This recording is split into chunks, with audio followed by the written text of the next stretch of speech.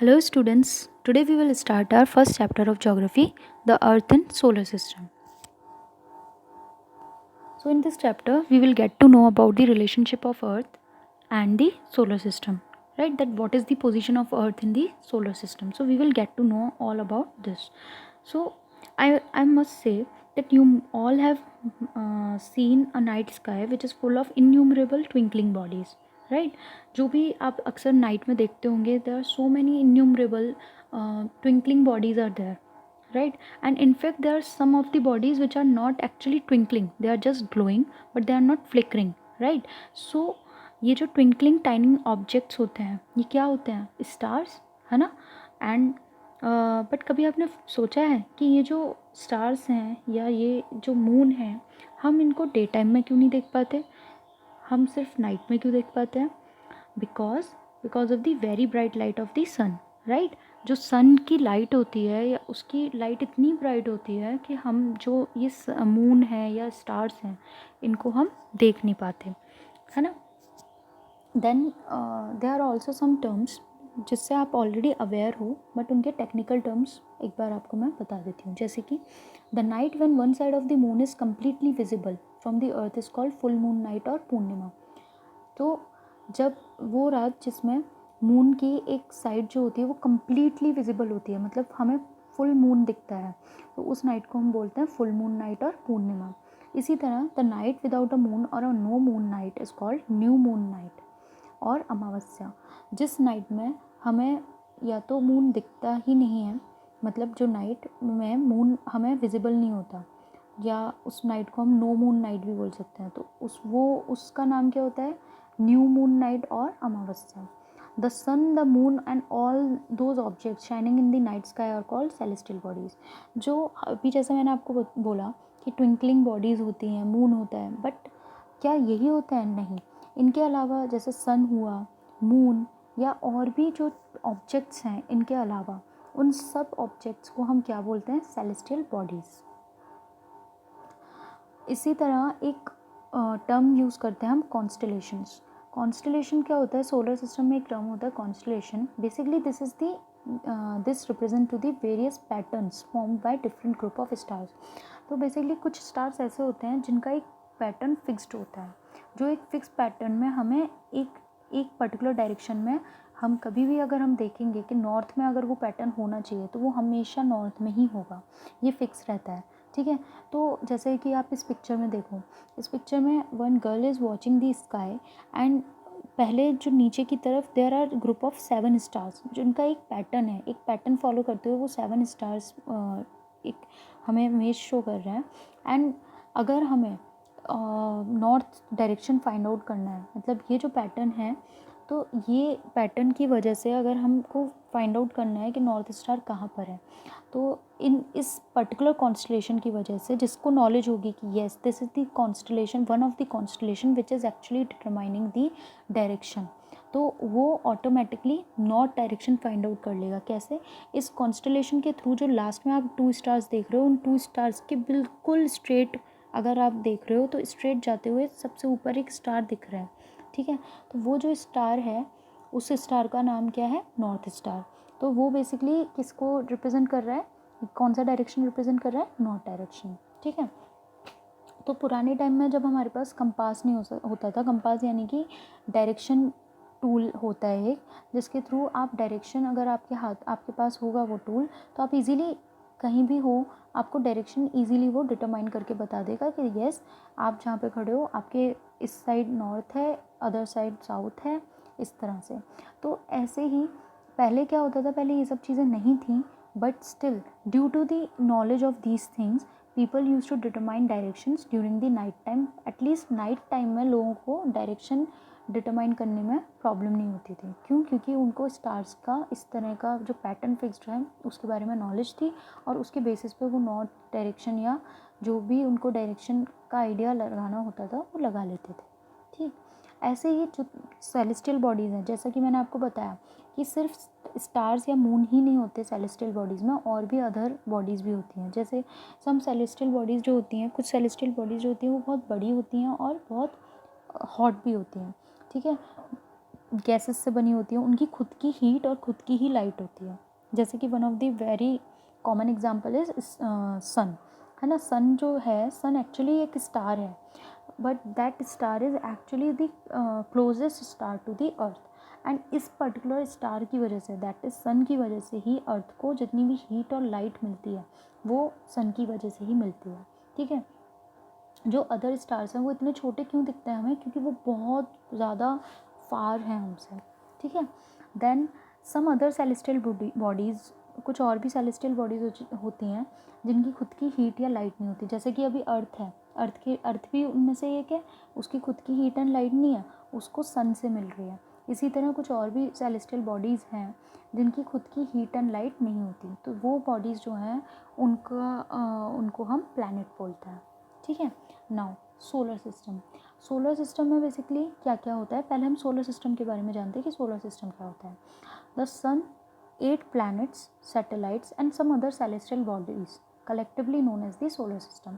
तो solar system में क्या क्या होता है, सोलर सिस्टम में सन भी होता है, प्लैनेट्स भी होते हैं, सैटेलाइट्स भी होती हैं and other celestial bodies which are moving around these things, these objects are collectively known as the solar system, right. Then the sun is represented as the head of the solar family. जो sun है उसको solar family का head माना जाता है। Now planets, planets क्या होते हैं, प्लैनेट्स होते हैं 8 प्लैनेट्स जो होते हैं, ये एक ऑर्डर में अगर हम पढ़ें, 8 planets in order of the distance from the sun are Mercury, Venus, Earth, Mars, Jupiter, Saturn, Uranus, Neptune. ये बेसिकली ये सन से जैसे जैसे डिस्टेंस इनका बढ़ता जा रहा है, इनका नाम उस तरह से लिया जा रहा है। जो तो इसका मतलब क्या हुआ, मरकरी जो है वो सबसे क्लोजेस्ट प्लैनेट है टू दी सन, ठीक है। First closest planet is Mercury, then second closest planet is Venus, third closest planet is Earth, then Mars, then Jupiter, Saturn, Uranus and Neptune. And ये जो हैं, ये जितने भी प्लैनेट्स हैं, 8 प्लैनेट्स जिनके अभी हमने नाम पढ़े, ये जितने भी प्लैनेट्स हैं they use to move around the sun in a fixed path. ये सराउंडिंग, ये रिवॉल्व करते हैं सन के अराउंड और एक इनका पाथ फिक्स्ड होता है, ठीक है। तो उस पाथ को बोलते हैं orbit. Then if we talk about our planet, that is earth, the planet in which we all are living, right, तो इसको हम ब्लू प्लैनेट के नाम से भी जानते हैं। और इसको ब्लू प्लैनेट नाम क्यों मिला, because it actually appear blue, because इसका जो, अगर हम इसको यूनिवर्स, इसको हम तो अर्थ में रहते हैं, राइट, बट अगर हम इसको भी यहाँ से इसको अगर हम यूनिवर्स से देखें, मीन्स अगर हम बाहर गैलेक्सीज से देखें, तो ये जो हमारे अर्थ है, तो ये कैसी अपीयर होती है, ब्लू कलर की अपीयर होती है। क्यों, क्योंकि इसका जो 2/3 सरफेस है वो वाटर से कवर्ड है, ठीक है। 70% of the earth is covered by water, that's why ये अगर हम दूर से देखते हैं इसको तो ये ब्लू ही नज़र आती है। देन एक चीज़ क्या है अर्थ के बारे में, कि ये जो है ये ना तो ज़्यादा बहुत हॉट है ना बहुत ज़्यादा कोल्ड है, दैट मीन्स फेवरेबल कंडीशंस हैं यहाँ पर लाइफ की, है ना। एंड ये जो है third nearest planet to the sun है, जैसा मैंने भी आपको बताया। 5th लार्जेस्ट प्लैनेट है। नियरेस्ट प्लैनेट अगर सन के डिस्टेंस की बात करें तो थर्ड नियरेस्ट प्लैनेट है, लेकिन साइज़ की बात करें तो it is the 5th largest planet, ठीक है। देन द मून, मून के बारे में अगर हम बात करें, मून जो है वो सैटेलाइट ऑफ अर्थ है, राइट। सैटेलाइट ऑफ अर्थ का क्या मतलब है, जैसे कि मैंने आपको भी बताया कि सन के अराउंड बहुत सारे प्लैनेट्स जो हैं अपने अपने पाथ पर रिवॉल्व करते हैं। इसी तरह ये जो प्लैनेट्स हैं इनके सराउंडिंग में एक फिक्स्ड पाथ पे सैटेलाइट्स रिवॉल्व करते हैं। मतलब जो बॉडीज़ इनके प्लैनेट्स के अराउंड रिवॉल्व करती हैं उन बॉडीज़ को नाम दिया गया है सैटेलाइट, ठीक है। तो moon is the satellite of Earth. Then जो मून है वो अर्थ के पूरा जो फुल जो इसको ये राउंड लगाता है, फुल अर्थ के सराउंडिंग में जो एक राउंड कंप्लीट करने के लिए मून को 27 डेज़ लगता है, एंड एग्जैक्ट 27 डेज़ लगते हैं, ठीक है। ना ज़्यादा कम ना ज़्यादा कम। देन यहाँ पर भी मून में भी आपने सुना तो होगा कि मून में मतलब मून पे एस्ट्रोनॉट्स गए हैं, वहाँ पे उन्होंने रिसर्च करने की कोशिश की है कि क्या वहाँ पे लाइफ फेवरेबल है या नहीं, फेवरेबल कंडीशन है या नहीं लाइफ की। तो वहाँ पर कोई फेवरेबल कंडीशन नहीं मिली, mean no water is there, no air is there, and आपको तो पता है हम ह्यूमन बींग्स को जो मेन हमारा कंडीशंस है लाइफ की फुलफ़िल करने के लिए वो क्या है, water and air is the main source for us.